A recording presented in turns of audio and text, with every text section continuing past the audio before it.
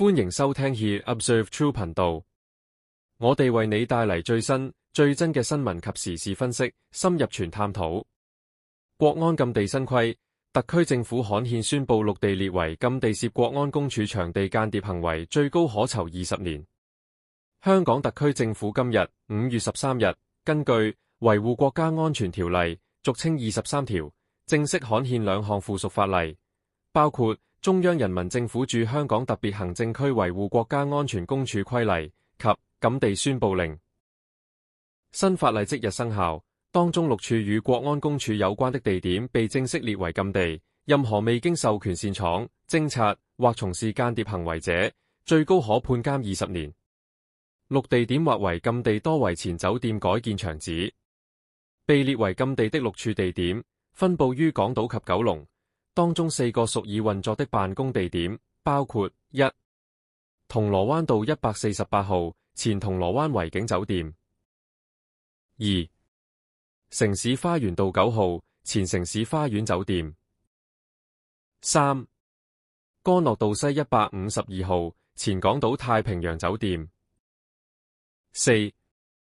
紅磡暢通道1號前紅磡維景酒店。上述地點據報均已由中央駐港國安公署使用或改建中。據憲報顯示，另外2處則為未來總部及附屬設施，具體位置暫未公開，但已在憲報中配以圖則和界線詳列。未經授權闖入可判囚2年，間諜行為則最高20年監禁。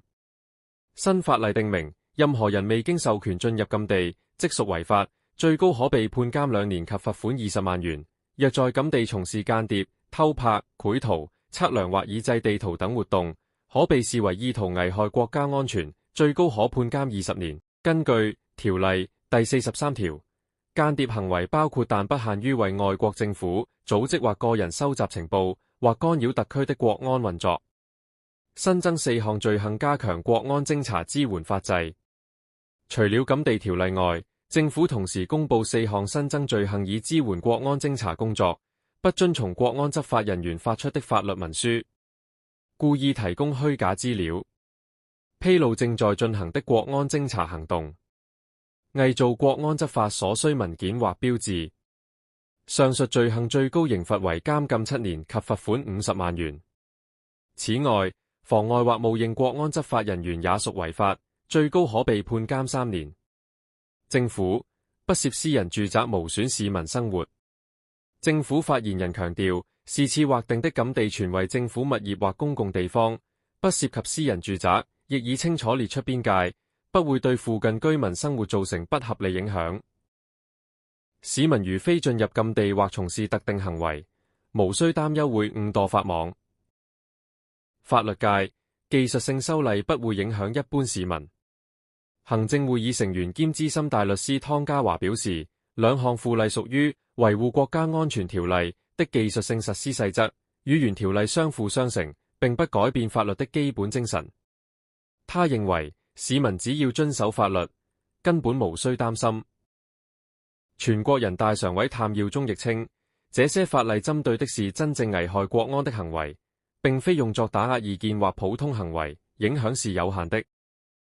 背景：23條實施後首波附屬法例強調應對潛在國安風險，這是自2024年維護國家安全條例通過後首度刊憲的附屬法例。特區政府強調，鑒於近年國際地緣政治緊張及境外勢力干預風險增加，有必要強化執法部門在處理國安威脅時的法律工具，以確保香港社會穩定與長遠安全。如果你唔想錯過最新、最真新聞及時事分析，記得點讚、訂閱 He Observe True 頻道，撳埋鐘仔，第一時間掌握全球政情動態。多謝收聽。